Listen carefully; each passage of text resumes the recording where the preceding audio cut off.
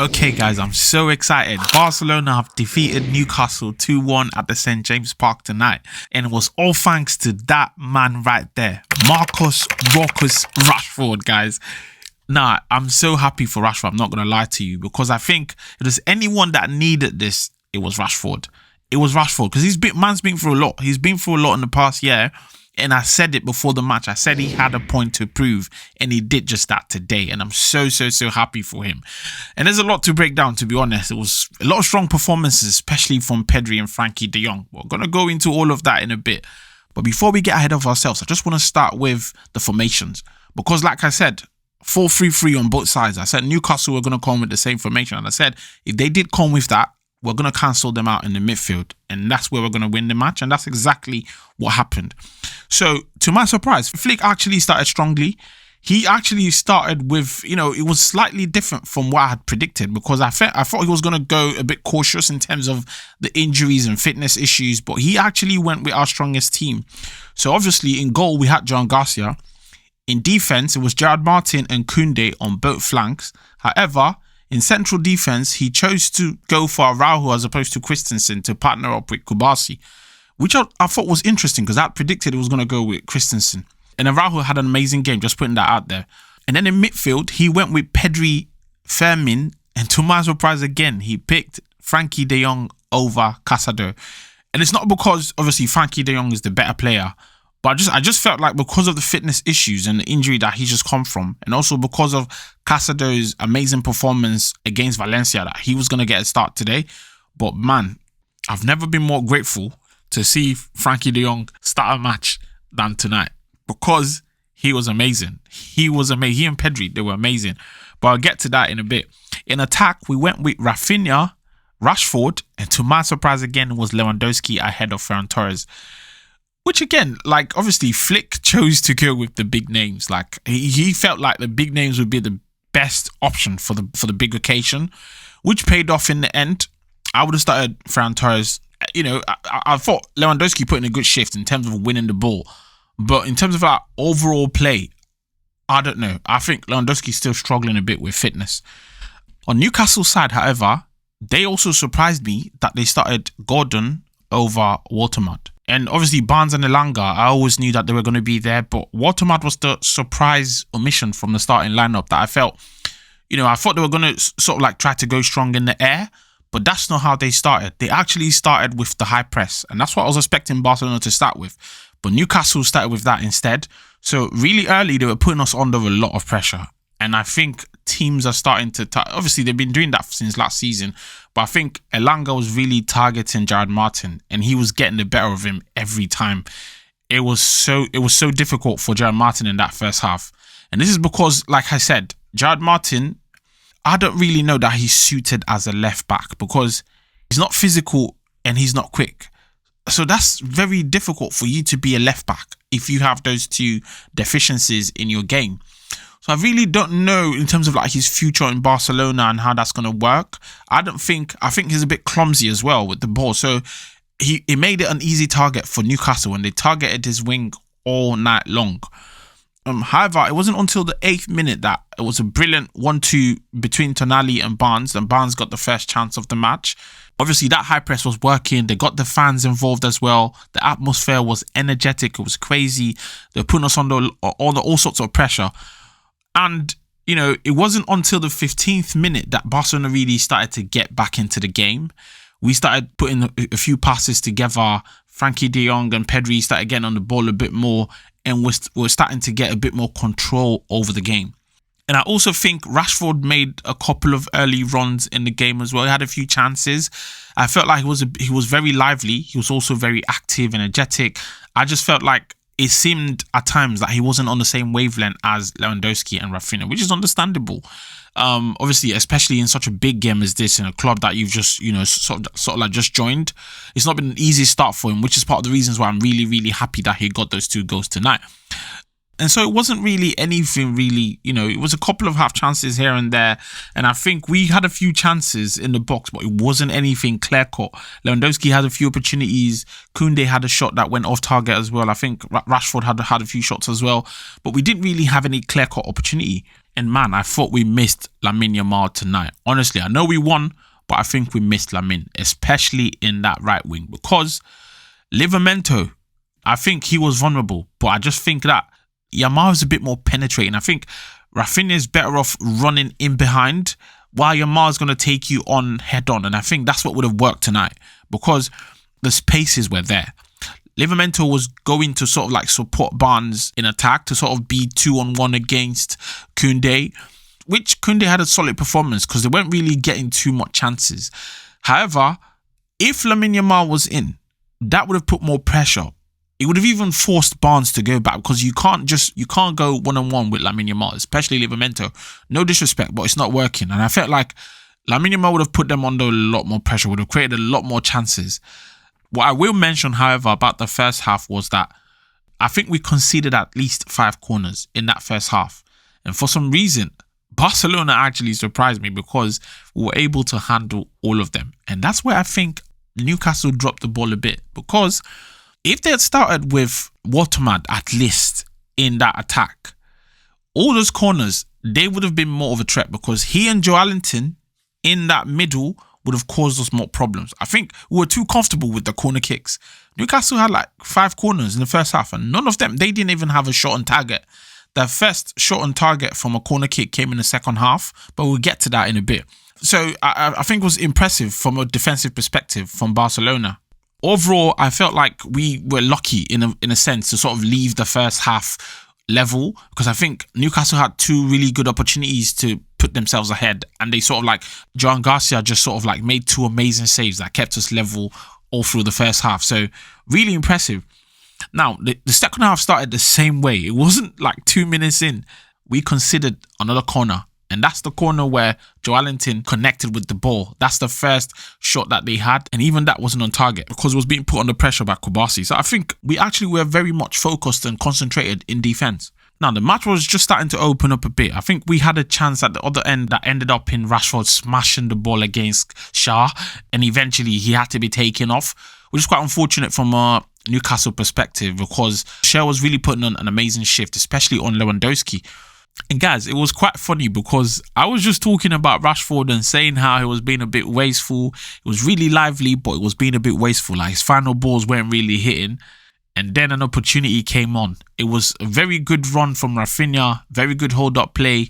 He managed to bring Frenkie de Jong into that passage of play, who then moves the ball to Kounde. And this is the thing about Barcelona. The way that goal came is the way that they move the ball around, yeah? It's that continuous movement of that ball. And I love when, I love that about flick ball.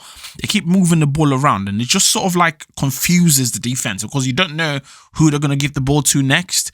Because when you keep the ball moving, you are unpredictable, because your opponent doesn't know when you're going to strike. They don't know when you're going to put in that killer ball. And I think that's exactly what Kounde took advantage of, because when he put that cross in, it didn't really look like a dangerous cross, but he just had the perfect pace on it, so that Rashford was able to just direct it. And he directed it in the bottom corner. And that was game, set, match. Because as soon as that goal went in, I'm like, Barcelona's winning this. Because obviously Newcastle were already having, doubts. They weren't really sure, because when you miss big opportunities, they missed big opportunities in the first half. And that sort of starts to get in your head. And so to then concede that goal in the second half, I think that was in the 61st minute. I think that put a lot of doubt in their minds, and I think that affected them going forward, because it wasn't long after Rashford had that opportunity. Rashford then surprises again with another worldie. That was an amazing strike. God, I think that's the best strike I've seen in a Champions League match they won. He picked up the ball and he just kept moving it. And when he was moving, I could see that, obviously that's how Rashford plays. He kept on moving the ball, and I could see that he was teeing it up really nicely. And at the end, he got that space and he took that shot.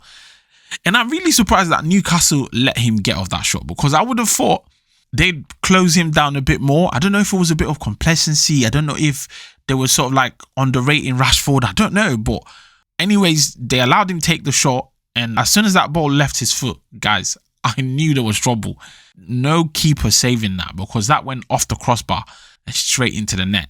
And from that point, the whole St. James Park went quiet, guys. It was silence everywhere because it's bad enough you concede one, but to concede a second in that short space of time, you're not coming back from that, especially against Barcelona. You're not coming back from that. I'm sorry. And I just felt like from then on, it was just basic game management. It was just Pedri and Frenkie de Jong. That is where they thrive. When Barcelona's leading you 2-0, you want Pedri and Frenkie de Jong on the ball as much as possible. And that's exactly what happened. Now, in terms of Raphinha, obviously he played out on the right today, which, you know, obviously in recent times, that's no longer his preferred position. But I thought he did a really good job. I thought he did what he was meant to do. His touches on the ball, the way that he was taking the ball down, you know, just sort of like taking that pressure away, because we're feeding him a lot of long balls and he was really like bringing them down well, because I think when you lose those long balls, you open yourself up to a counter attack. So I felt like Raphinha really held us down in that right wing in Yamal's absence, at least in terms of like keeping that control. He didn't really create too many chances, but I think in terms of like just holding that ball, being a threat in that area, he really did well. And I think just from then on, it was just proper game management. Pedri, honestly, guys, even, I don't know if you saw this, after the match, everyone was going up to Rashford to sort of like congratulate him. Rashford actually went up to Pedri to sort of... Oh my God, like Pedri's so good, guys. He actually went up to Pedri to say, you are good, because he makes the game look so easy. And I think Frenkie de Jong is amazing as well. Take nothing away from him. I think Frenkie de Jong sometimes relies on his strength. Pedri's not really strong. So he knows that he has to be pinpoint accurate. And guys, he comes with that accuracy every time. He's so intelligent. Like, he knows how to move the ball around. He knows when to slow the tempo down. His intelligence is just top notch. Top notch for a player that is not really physical. You know, he does win balls back. He does get in tackles, but he's so brilliant the way he does it because he plays to his strength. He just puts his foot out. He just like nick the ball off you. That's how he plays. And I think he was brilliant tonight. Like, amazing performance. If it wasn't for the 2 goals that Rashford scored, obviously to come to St. James Park and score the 2 goals that makes your team win, I think obviously that's the man of the match. You know, we're not going to take that away from him. But I just felt like for the rest of that second half, I didn't really think Newcastle were going to come back in it until the 89th minute. So it was I'm not even going to say it was against the run of play actually, because Newcastle were sort of like down and out. Now, this is what I want to touch on in terms of our loss of concentration, because I thought we were doing a really good job until once we go 2-0 up and Pedri and Frenkie de Jong start doing their magic, the defenders start getting complacent. They start losing focus. They start losing concentration. And that's something that Flick needs to really work on. I think the defense need to really fix that, because I saw a couple of mistakes in there. A better team would have, you know, taken advantage, and Newcastle did eventually, because it was against the run of play. That opportunity just opens up on the right wing. And guys, Eric Garcia, I didn't want to see Eric Garcia in this match, because I just knew that he had a lot of mistakes in him. And that high press, when he's put under pressure, is going to make mistakes, especially because he's not a left winger. That's the only reason I'm cutting him some slack, because on that goal that Newcastle scored, I don't know where he was. He was nowhere to be found in the fullback position. And it was so easy for Newcastle to just get in behind, and a crossfield ball that Gordon then finishes off. I thought that it was too cheap.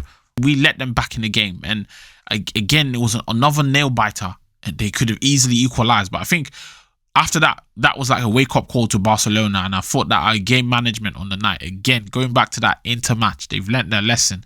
Game management was amazing. We're trying to win fouls, and we even had a funny foul that Casado committed, which was really, really funny. It was a funny foul, and I think he already knew it was going to be a yellow card, but it was a much needed yellow card. I think that was a very intelligent foul from Casado, because, you know, you never know. Anything could have happened. But at the end of the day, like, we won this match, and I'm so happy. I'm so happy for Rashford as well. So happy for the whole team. I think we played really well, and I think this is a strong statement to the rest of the teams in Europe, because coming to St. James Park and winning, scoring 2 goals and winning Newcastle is no easy feat, guys. They almost won Liverpool, if you remember. They almost beat Liverpool over the weekend. So Newcastle is not like an easy team. So I think especially in the Champions League, because they beat PSG 4-1 the other season. So I think we did amazingly well. And our next match is going to be in the Champions League against PSG, and that will be at the Montjuic. I'm looking forward to that one because we're going to be at home. Now, obviously, because we've played this match on a Thursday, we wouldn't be playing in La Liga until Sunday. And that's when we take on Getafe. And that is going to kick off 8 p.m. British Standard Time. So make sure you catch it wherever you are. And I'm going to be back here just before the match to do a bit of a preview. And then after the match, we're going to do a review and breakdown and analysis. So stick around for that. And please do leave your comments in the comment section. Let me know what you think about today's match. How happy are you? I know I predicted 3-1 and we eventually won 2-1. So maybe one goal shy. But I'll take it. I'm happy. So see you all soon, guys. And Visca Barça.